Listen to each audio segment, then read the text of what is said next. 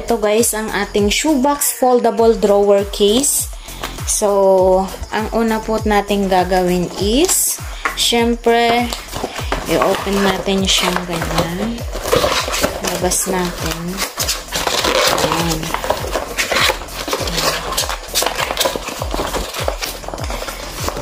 And then, i-UP lang po natin dun po sa mga sa 4 sides niya. Ganyan. Ayan. So, ayan po. Ayan, 4 sides.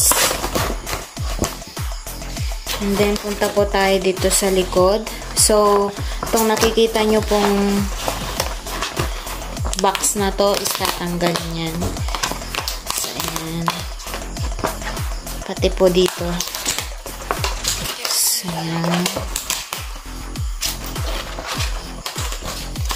So, ipapasok po natin ngayon itong dalawa. And then, ayan na po. And then, makikita nyo po ito. So, ipapasok po natin ito sa loob. So, dito po. So, ganito po siya guys. Pag ganyan.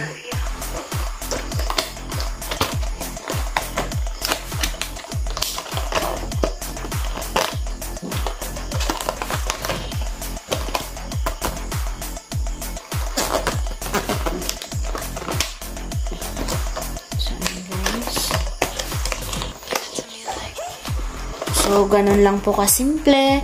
And then, titignan po natin yan sa loob. Dapat ganyan po siya. Tcharan! So, ayun siya. And then, dito na po. As in, makikita nyo po tong dalawang side na to. I-UP po natin to papaloob. So, ayan.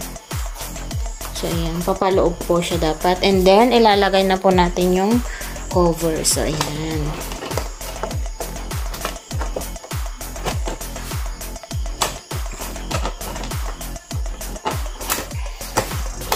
To me like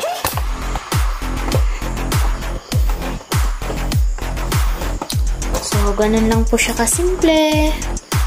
We're done. And then, open, close, tcharam!